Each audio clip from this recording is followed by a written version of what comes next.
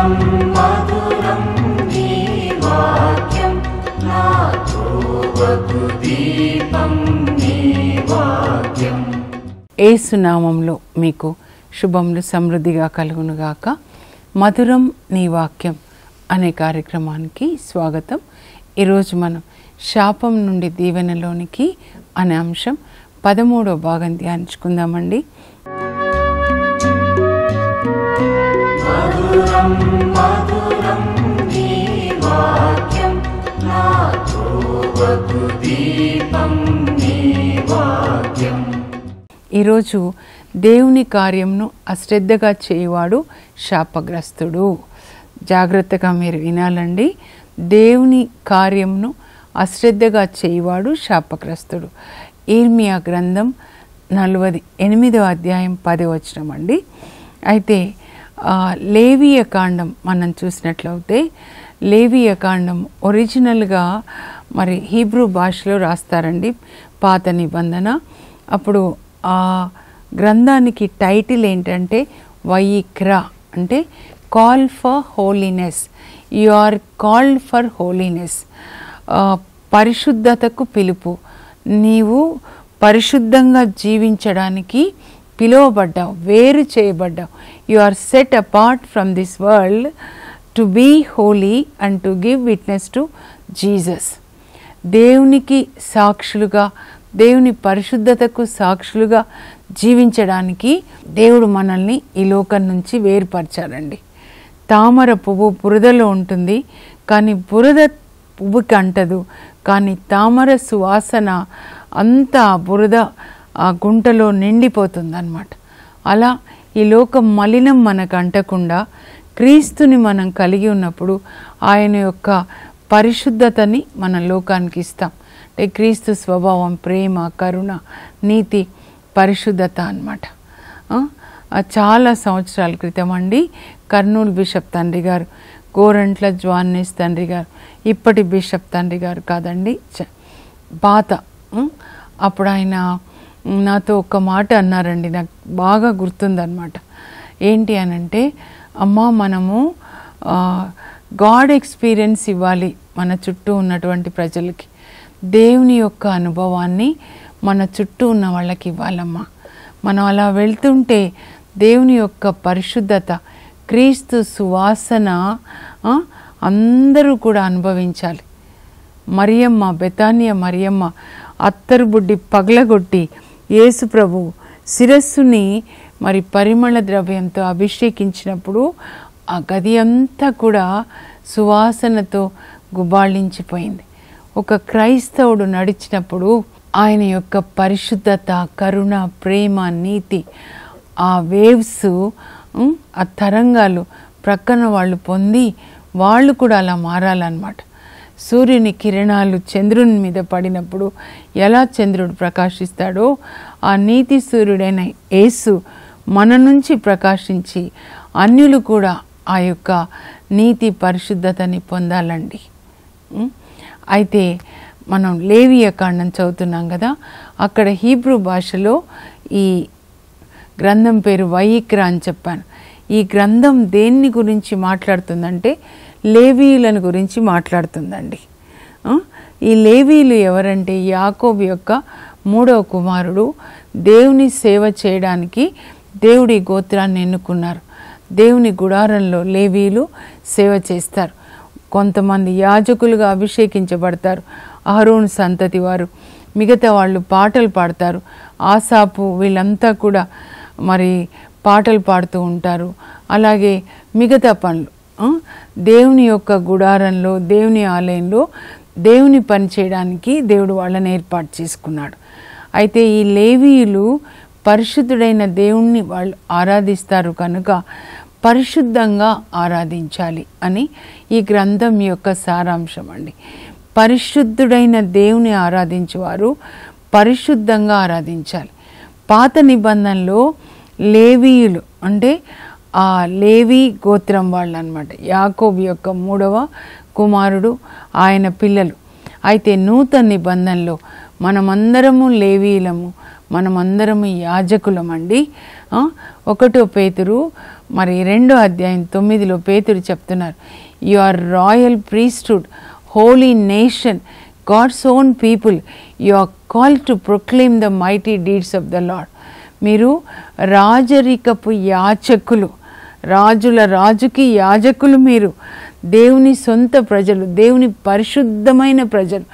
దేవుని అద్భుత కార్యములను లోకానికి ప్రకటించడానికి దేవుడు మిమ్మల్ని ఏర్పాటు చేసుకున్నాడు. మా హస్బెండ్ నన్ను అడుగుతూ ఉంటారు, ప్రతిసారి గురువులైనప్పుడు ఇది చదువుతారు, తల్లి గర్భంలో రూపుదిద్దక మునుపే నేను నిన్ను ఎన్నుకున్నాను, నీవు పుట్టక ముందే నిన్ను పవిత్రపరిచాను, నిన్ను జాతులకి ప్రవక్తగా నేను చేస్తున్నాను, నీ నాలుక మీద నా పలుకులు ఉంచుతున్నాను, నేను నీకు అధికారాన్ని ఇస్తున్నాను, రాజ్యంల మీద, సాతాన్ రాజ్యం దేవుని రాజ్యం మీద అధికారాన్ని ఇస్తున్నాను. సాతాన్ రాజ్యాన్ని కూలద్రోయుటకు, పెళ్ళగించుటకు, దేవుని రాజ్యాన్ని కట్టుటకు, పునర్నిర్మించుటకు నేను నీకు అధికారం ఇస్తున్నాను. I'm giving you authority to destroy the kingdom of the devil and to establish God's kingdom. అలా మనందరము లేవీయులము, యాజకులమండి. పరిశుద్ధంగా మనల్ని చూస్తే లోకం తెలుసుకోవాలి, ఇంత పరిశుద్ధత ఎలా అంటే యేసుప్రభు నుంచి, నాలో ఉన్న యేసుప్రభు కనుక వాళ్ళు కూడా యేసుప్రభుని అంగీకరిస్తారు. యేసుప్రభు పరలోకానికి వెళ్తూ చివరి మాట ఏంటి అంటే అపోస్తల కార్యాలు 1:8 అండి. ఓలివ కొండ మీద నుంచి పరలోకానికి వెళ్తారు. పరిశుద్ధాత్మ మీ పైకి వచ్చినప్పుడు మీరు శక్తిని పొందుతారు, అప్పుడు మీరు నాకు సాక్షులుగా ఉంటారు. మన జీవితం యేసుప్రభుకి సాక్ష్యంగా ఉందా, లేకపోతే సాతానికి సాక్ష్యంగా ఉందా? నిన్నటి దినాన మనం ధ్యానించుకున్నాం కదండి. మరి మద్యం తాగేవాళ్ళు శాపగ్రస్తులు, ఎవరికి సాక్షులండి? ఏ రాజ్యాన్ని స్థాపిస్తున్నారు? పరలోక తండ్రి, మీ నామం పరిశుద్ధపరచబడును గాక, మీ రాజ్యం వచ్చును గాక. ఆయన నామము పరిశుద్ధపరచబడాలి. ఎవరి ద్వారా? నీ ద్వారా, నా ద్వారా. నా ద్వారా ఆయన నామం పరిశుద్ధపరచబడాలి. నీ ద్వారా, నా ద్వారా ఆయన రాజ్యం, నీతి రాజ్యం ఈ లోకంలో స్థాపించబడాలి. పెదవులతో చెప్పడం కాదు. ప్రార్థన అంటే పునీతుల జీవితాలని చదవాలండి. ఫ్రాన్సిస్ ఆఫ్ అసిసి ఏ పునీతులైనా చదివితే చర్చిలో 1 గంట ఎలా ఉన్నావని కాదు, చర్చ్ అయిపోయిన తర్వాత ఇంటికి వెళ్తావు చూడు, అప్పటి నుంచి నీ జీవితం ఎలా ఉందో అది ప్రార్థన. అది సువాసన ధూపంలాగా దేవుని దగ్గరికి వెళ్తుందా, లేకపోతే సాతానికి అది సాక్ష్యంగా ఉందా, సాతాన్ రాజ్యాన్ని స్థాపిస్తుందా? మనం చూసుకోవాలండి. ఎలీషాలు వాళ్ళ పడక మీద మరణించినటువంటి వాళ్ళు లేపబడతారండి. ఇద్దరి విషయంలో అంటే మన పడక గది పరిశుద్ధమైన దేవుని ఆలయం అన్నమాట, బలిపీఠం. దేవుడు నివసించి, నాలో దేవుడు ఉన్నప్పుడు, మనం పడుకున్నప్పుడు మన దేవుడు మనలో ఉంటారు కదండి. ఆ పడక మీద దేవుని సన్నిధి ఉంటుంది కనుక మరణించిన వాళ్ళకి జీవం అక్కడి నుంచి వస్తుంది అన్నమాట. అది మన యొక్క సాక్ష్యంగా ఉండాలి. అయితే ఈ లేవీయ కాండము, లేవీయులు ఎలా ఉండాలి, ఎలా దేవుణ్ణి ఆరాధించాలి, వస్త్రధారణ దగ్గర నుంచి ప్రతి ఒక్కటి కూడా రాయబడుతుందండి.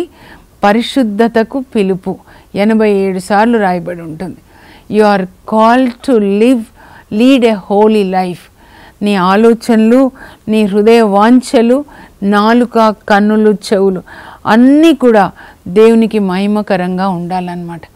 లేవీయ కాండం ప్రత్యేకంగా 19వ అధ్యాయం మీరు చదవాలండి. అక్కడ 2వ వచనంలో ఏమని రాయబడి ఉంటుందంటే, మీ దేవుడు పరిశుద్ధుడైనట్లే మీరును పరిశుద్ధులై ఉండండి. Be holy for your God is holy అని చెప్పి అక్కడ చాలా ఆజ్ఞలు ఇస్తారనమాట. ఇచ్చి 19 వచ్చేసరికి ఈ ఆజ్ఞలన్నీ పాటించండి, ఇదే పరిశుద్ధత అంటే అని. దేవుని ఆజ్ఞలు పాటించడమే పరిశుద్ధత అన్నమాట. అందులో 19:18లో నీలాగా నీ పొరుగు వాళ్ళని ప్రేమించండి. పాత నిబంధనలో ఉందే, యేసు ప్రభు క్రొత్త నిబంధనలో చెప్తారండి. నీలాగా love your neighbour as your self అంటే దేవునిలాగా జీవించడం అన్నమాట. అయితే ఇక్కడ అపవిత్రంగా దేవునికి మరి సాంబ్రాణి పొగ వేసి ప్రాణాల్ని పోగొట్టుకున్న అహరోను కుమారులు ఇద్దరిని మనం చూద్దాం. అహరోన్ని దేవుడు బలిపీఠం దగ్గర యాజకత్వానికి ఎన్నుకుంటారండి. ఆయనకి 4 కుమారులు అన్నమాట. మోషేనేమో ప్రజల్ని నడిపించడానికి, మరి దేవుని బలిపీఠం దగ్గర యాజకత్వం చేయడానికి వాళ్ళ అన్నయ్య అహరోన్ని దేవుడు ఎన్నుకుంటారనమాట. అయితే ప్రతి ఒక్కటి కూడా రాస్తారండి. ఎలా వాళ్ళ వస్త్రాలు ఎలా ఉండాలి, వాళ్ళు ఎలా మరి యాజకత్వం చేయాలి, ప్రతి ఒక్కదానికి దేవుడు ఎలా చెప్పారో అలాగే చేయాలి, కొద్దిగా కూడా మారకూడదన్నమాట. ఇప్పుడు మనం లేవియకాండం 10వ అధ్యాయం చూద్దాము. అక్కడ జరిగిన ఒక సంఘటన అన్నమాట. అహరోను 2 కుమారులు నాదాబు అబీహు ధూపార్తులని తీసుకుంటారు దేవునికి ధూపం వేయడానికి అన్నమాట. అయితే వాళ్ళు అపవిత్రమైన అగ్ని తీసుకొచ్చి ఆ ధూపార్తిలో ఉంచి దేవునికి సాంబ్రాణి పొగ వేస్తారు. అలాంటి అగ్నిని తీసుకొని రావాలని దేవుడు వాళ్ళకి చెప్పలేదన్నమాట. అపవిత్రమైనది ఎక్కడి నుంచో బయట నుంచి తీసుకొని వచ్చి ఆ అపవిత్రమైనటువంటి అగ్నితో దేవునికి సాంబ్రాణి పొగ వేయగానే దేవుని యొక్క ఉగ్రత వాళ్ళ మీదకి వస్తుందని, దేవుని బలిపీఠం దగ్గర నుంచి అగ్ని వచ్చి వాళ్ళిద్దరినీ కూడా నిలువున కాల్చేస్తుందంటండి. అగ్ని అలా వేసినప్పుడు అన్నమాట. అప్పుడు అక్కడ ఉన్న వాళ్ళందరూ చూస్తారు, వాళ్ళిద్దరూ కూడా యాజకులు మరణిస్తారనమాట. అప్పుడు మోషే ఏమంటాడంటే, ప్రక్కన ఉంటాడు వాళ్ళ అన్నయ్య అహరోన్, దేవుడు ఏమన్నారు, నాకు సేవ చేయువారు, నాకు పరిచర్య చేయువారు నా పరిశుద్ధతను గుర్తించాలి, నా పరిశుద్ధతను గుర్తించాలి, నన్ను గౌరవించాలి అని దేవుడు చెప్పాడు కదా. ఆ మాటకి ఇదే అర్థం. అంటే దేవుని పరిశుద్ధతని గుర్తించకుండా ఇలా అపవిత్రంగా దేవుని సేవ చేసినప్పుడు ఇది జరుగుతుంది అని వాళ్ళ అన్నయ్యతో చెప్తే అహరోన్ ఏం మాట్లాడాడు. ఇంకా తర్వాత మోషే అహరోన్ల తండ్రి చిన్నాన ఉంటాడు, వాళ్ళ పిల్లలకి చెప్తాడు, వీళ్ళ శవాల్ని ఇక్కడి నుంచి తీసేయండి అని. ఇంకా అప్పుడు మరణించిన వాళ్ళ కొరకు వాళ్ళ ఆచారాలు కొన్ని ఉంటాయన్నమాట. అయితే ఇంకొక 2 కొడుకులు ఉంటారు ఆయనకి, అహరోన్కి అనమాట, ఎలియాజర్ ఈతామార్. మీరు మళ్ళా వాళ్ళ కొరకు మరణించారని జుట్టు విరబోసుకొని ఇలా ఇవేమీ చేయకూడదు, మీరు దేవుని గుడారాన్ని వీడి వెళ్ళకూడదు. బైబిల్ గ్రంథం చాలా డీటెయిల్గా చదవాలండి. మీ జీవితంలో ఒక్కసారి ఈ గ్రంథాన్ని చదవండి. దేవుణ్ణి ఇది ఒక్కటి అడగండి, ఏంటి లోకపు ఆస్తులు ఇవన్నీ కూడా, యుద్ధాలు ఇప్పుడు చూస్తూ ఉన్నాం, బాంబ్స్ వేస్తారు హైదరాబాద్ మీద అని చెప్తున్నారు. ఏమైనా కానివ్వండి, వాయనాడులో జరిగినట్లయినా కానివ్వండి, ఈ శరీరం ఏ విధంగా కోవిడ్ వచ్చి లేకపోతే వాయనాడు లేకపోతే యుద్ధంలో ఏ విధంగా ఇది మరి మట్టిలో కలిసిపోయినా ఆత్మ మాత్రం దేవదూతలు వచ్చి దేవుని సన్నిధిలోనికి తీసుకెళ్ళాలి. ఆయన సన్నిధిలో మనం ఉండాలి. అంటే ఆయనలాగా పరిశుద్ధంగా మనం జీవించాలి. Be holy for your God is holy 87 సార్లు రాయబడింది లేవియ కాండంలో అన్నమాట. పరిశుద్ధ గ్రంథాన్ని మీరు చదవాలండి. నిర్గమ కాండము, తర్వాత లేవియ కాండం, ఇవి మీరు చదివినప్పుడు నిర్గమ కాండంలో దేవుడు మోషేని కొండ మీదకి రమ్మంటాడు. 8 సార్లు వెళ్తాడండి. 20వ అధ్యాయంలో దేవుడే 10 ఆజ్ఞల్ని బోధిస్తాడు ఇజ్రాయేల్ ప్రజలకి.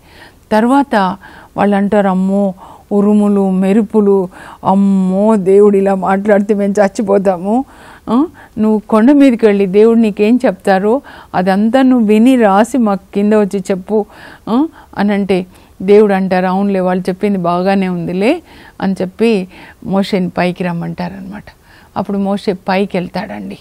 ఇంకా అప్పటి నుంచి మీరు 25వ అధ్యాయం నుంచి చూస్తే 31 వరకు అన్నమాట.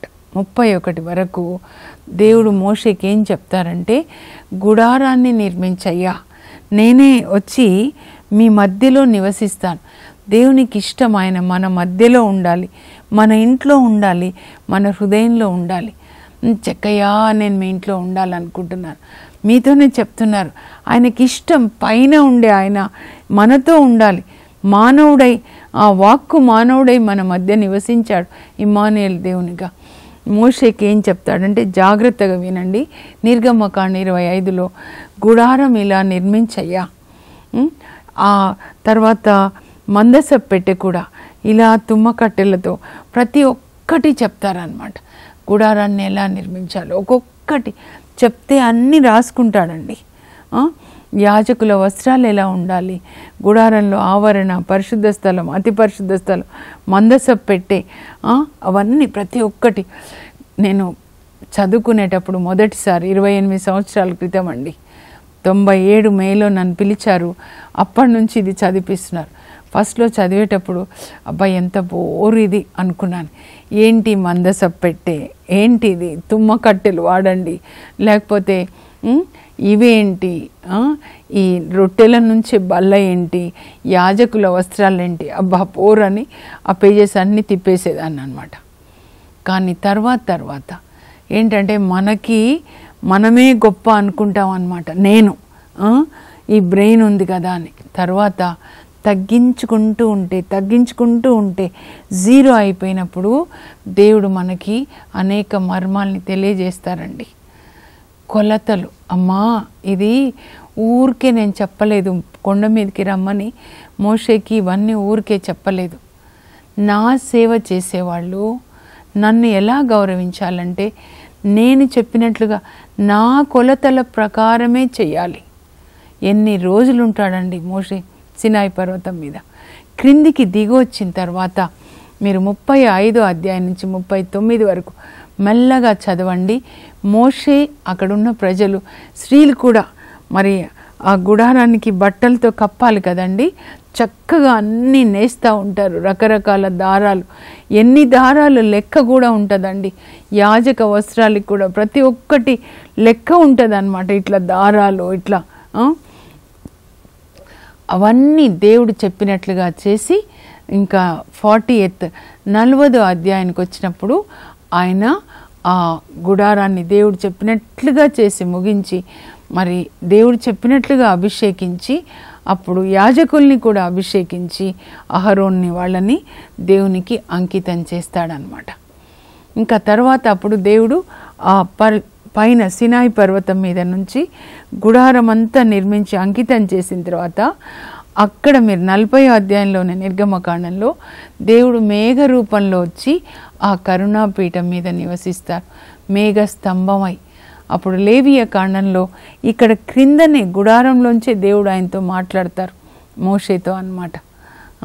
అవన్నీ లేవీలు ఇలా ఉండాలి, ఇలా ఉండాలి, ఇలా వస్త్రధారణ వేయాలి, ఇలా నాకు బలి అర్పించాలి, ఇష్టం వచ్చినట్లుగా నిర్లక్ష్యంగా దేవుని పని చేయకూడదు. అదే అన్నమాట దేవుడు చెప్తారు. ప్రతి ఒక్కటి కూడా కొలతలండి.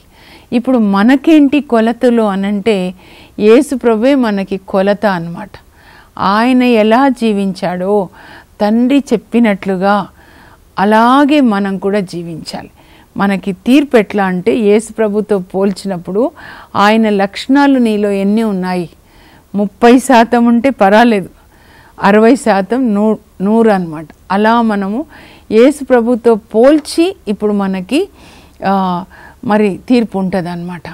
నాకు సాక్షులు అని చెప్పారు కదా, ప్రభు చెప్తున్నారు ఈ కొలతలన్నీ ఇప్పుడు మాకెందుకంటే మరి నోవాకు కూడా కొలతలు ఇస్తారు, ఇలా నువ్వు చేయాలి, 100 సంవత్సరాలు చేశాడని చెప్తారు, బైబిల్లో లేదు. ఓడా కొలతల ప్రకారం చేయాలి. అప్పుడు ఆ లోపలికి వెళ్ళినప్పుడు ఆయన సేఫ్గా ఉన్నాడు, జలప్రళయంలో మరణించలేదు. ఇప్పుడు అగ్నిలోకి నరకంలోకి వెళ్లకుండా ఉండాలి అని అంటే మనము కొలతల ప్రకారం జీవించాలండి. ప్రతి ఒక్కరు కూడా యేసు ప్రభు నీతి నీలో కనపడాలి, నీతి సూర్యుడు నీలో ఉండాలి. యేసు ప్రభు కరుణ, యేసు ప్రభు క్షమ, యేసు ప్రభు యొక్క న్యాయము మనలో కనపడాలన్నమాట.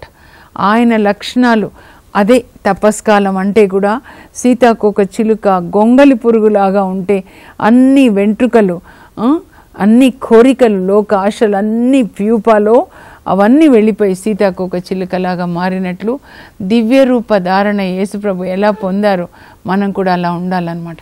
అయితే బైబిల్లో చాలా ఉన్నాయండి. మరి ఒక్కటి నేను చెప్తాను, దేవుని పని దేవుడు చెప్పినట్లుగా చేయాలి. 2 సమూయేలు గ్రంథంలో 6వ అధ్యాయం, అంటే దావీదు రాజు అయిపోతాడండి. దావీదుకి దేవుని మీద ఎంత ప్రేమో, నీ చిత్తం చేయట నాకు పరమానందం, నీ ధర్మశాస్త్రం నా హృదయంలో ఉంది. దావీదు యొక్క హృదయాన్ని మనం తెలుసుకోవాలండి. కీర్తనలు చదువుతుంటే 40వ కీర్తనలో 8లో అంటాడు, నీ చిత్తం చేయట నాకు పరమానందం. ఆయన రాజు అయిన తర్వాత ఆయన ప్యాలెస్లో ఉంటాడనమాట. ఆ దేవునికి ఆలయం కట్టాలనుకుంటాడు. తర్వాత దేవుని కోసం ఆయన గుడారాన్ని నిర్మించి, ఆ దేవుని మందసము అభినాదాబు అని ఆయన ఇంట్లో ఉంటుంది. అక్కడి నుంచి మందసాన్ని ఎద్దుల బండి మీద పెట్టి అభినాదాబు కుమారులు ఒకరు ముందు అయ్యో, ఇంకొక ఆయన ప్రక్కన ఉజ్జాన్ ఆయన ప్రక్కన నడుస్తూ ఆ బండి మీద తీసుకొని వస్తారనమాట.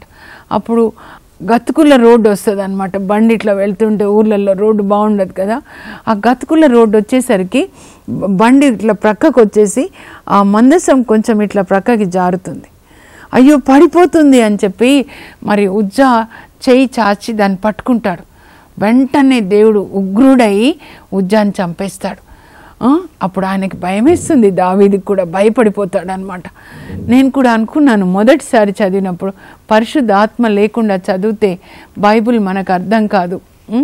అప్పుడు మంచి పని చేశాడు కదా కింద పడకుండా అని, కానీ అది దేవుని పద్ధతి కాదనమాట. అప్పుడు దావీదుకి భయం వేసి అక్కడ ఒకరి ఇంట్లో ఉంచుతాడు, ఒబేదేం అనే వాళ్ళ ఇంట్లో 3 నెలలు. ఆ తర్వాత ఆయన తప్పు ఆయనకు తెలుస్తుందన్నమాట. ఎలా మందసాన్ని ఎవరు మొయ్యాలి, లేవియ కాండంలో నిర్గమ కాండంలో దేవుడు చెప్తారనమాట. ఎవరు మొయ్యాలంటే శుద్ధి చేసుకొనిన యాజకులు లేవీలు మాత్రమే మొయ్యాలి. యోర్దాను దాటేటప్పుడు యెహోషువ కూడా అలాగే పాటిస్తాడు. యెహోషువ ఇప్పుడు దావీదు ఏం చేస్తాడంటే 1వ దినచర్యలు మీరు చదవండి 15వ అధ్యాయంలో 12 నుంచి 15 వరకు లేవీ తెగ యొక్క పెద్దలందరినీ పిలుస్తాడండి. పిలిచి సాదోకు, అబ్యాతారు ఇంకా అందరినీ పిలిచి, మీరు లేవీలు కదా, మందసాన్ని మొయ్యవలసింది మీరే కదా, కనుక మీరు శుద్ధి చేసుకొని ఆ మందసాన్ని నగరానికి తీసుకొని రావాలి అని చెప్పి ఈసారి దేవుడు చెప్పిన రీతిగా శుద్ధి చేసుకొనినటువంటి యాజకులు లేవీలు మందసాన్ని మోసుకుంటూ అప్పుడు వాళ్ళు యెరూషలేంకి తీసుకొని వస్తారనమాట. అంటే మన పద్ధతిలో మనం చేయకూడదండి. అపవిత్రంగా నిర్లక్ష్యంగా దేవుని పని చేయకూడదు. పవిత్రమైన కార్యములను పవిత్రముగా నిర్వహించేవారు పరిశుద్ధులుగా ఎంచబడతారని జ్ఞాన గ్రంథం 6:10లో ఉంటుందన్నమాట. దేవునికి ఇవ్వవలసిన గౌరవాన్ని ఇవ్వాలి. మన అంతరాత్మ లేవియ కాండం ఏంటంటే పాత నిబంధన ఎక్స్టర్నల్ హోలీనెస్ అంటే బాహ్యపరమైన పరిశుద్ధతని మాత్రమే చెప్తుంది. కానీ యేసు ప్రభు వచ్చిన తర్వాత ఆయన ఇన్నర్ ప్యూరిటీ గురించి మాట్లాడతారండి. లూకా సువార్త 11వ అధ్యాయం మరి 37 నుంచి మనం చూసినట్లయితే అక్కడ ఒక పరిసయ్యుడు యేసు ప్రభుని వాళ్ళ ఇంటికి విందుకు ఆహ్వానిస్తే యేసు ప్రభు చేతులు కడుక్కోకుండా భుజిస్తారనమాట. అదేంటి తప్పు కదా, చేతులు కడుక్కోవాలి, గిన్నెలు కడుక్కోవాలి. అప్పుడు ప్రభు అంటారు, మీ పరిసయ్యులు గిన్నెలకి పళ్ళాలకి బాహ్య శుద్ధి చేస్తారు, మరి ఈ బాహ్యాన్ని చేసిన దేవుడు అంతరంగాన్ని చేయలేదా? మరి మీరు మీ అంతరంగం ఎట్లా ఉంది? దౌర్జన్యంతో దుష్టత్వంతో నింపబడి ఉంది. మీ హృదయాన్ని శుద్ధి చేసుకొని పేదలకి మీకున్నది ఒసగండి, అప్పుడు అంతా శుద్ధైపోతుంది అని చెప్తారు. యేసు ప్రభు చెప్పింది అష్టభాగ్యాలండి. మొత్తం నూతన నిబంధనకి ఫౌండేషన్ అనమాట. అది భగవద్గీత ఆఫ్ ద బైబుల్ అంటారు. దయామయులు ధన్యులు, వారు దయను పొందేది. అందరి పట్ల దయ కలిగి ఉండండి, ముఖ్యంగా పేదల పట్ల. తర్వాత హృదయ శుద్ధి గలవారు ధన్యులు, happy are the pure in heart, they will see God. అంతరంగంలో శుద్ధి ఉన్నవాళ్ళు పరలోకానికి వెళ్తారు అని చెప్తారనమాట. కనుక నూతన నిబంధనలో యేసుప్రభు ఏం కోరుతారంటే మన అంతరంగ శుద్ధి, మన ఆలోచనలు ఎట్లా ఉన్నాయి, మన హృదయం ఎలా ఉంది. ఇవి 2 స్పిరిచువల్ స్లేట్స్ అన్నమాట. అందుకే హెబ్రీ 12:14లో కూడా పౌలు అంటాడు, మీరు అందరితో ప్రశాంతంగా ఉండండి, పరిశుద్ధత లేకుండా ఎవరు కూడా దేవుని దర్శింపలేరు అని. కనుక ప్రతీదీ కూడా అండి, మనలో క్రీస్తు ఉన్నప్పుడు మనం చేసే ప్రతి పని, అది సేవ చేస్తామా, మదర్ తెరీసా సిస్టర్ చూడండి, ఏదైనా కూడా దేవుడు మనలో ఉన్నప్పుడు మన జీవితం అంతా, our entire life is prayer అంటారనమాట. సెయింట్ ఫ్రాన్సిస్ ఆఫ్ అసిసి గారు, డాన్ బోస్కో గారు కూడా దేవుని చిత్తం, నేను ఈ పిల్లలతో ఆడుకోవాలి, పిల్లలతో తినాలి, వాళ్ళని సంతోషపరచాలి అని ఏది చేసినా ఎఫెసీ 5:1 నేను ముగిస్తున్నానండి. మీరు దేవునికి ప్రియులు కనుక పరిశుద్ధులు కాబట్టి మీరు యేసు ప్రభుని పోలి జీవించండి. ఆయన మనల్ని ప్రేమించినందుచేత సువాసనతో కూడిన పరిశుద్ధమైన బలిగా తనను తాను మన కొరకు తన ప్రాణాలను అప్పగించాడు. సువాసనతో కూడిన బలి అర్పణ, దేవుడు ఆ సువాసనని, బలి అర్పణ సువాసనని ఆగ్రాణించారన్నమాట. అందువల్ల మనందరి పాపాలని క్షమించారు. మీరు కూడా ఆ విధంగా జీవించండి అని చెప్తున్నారు.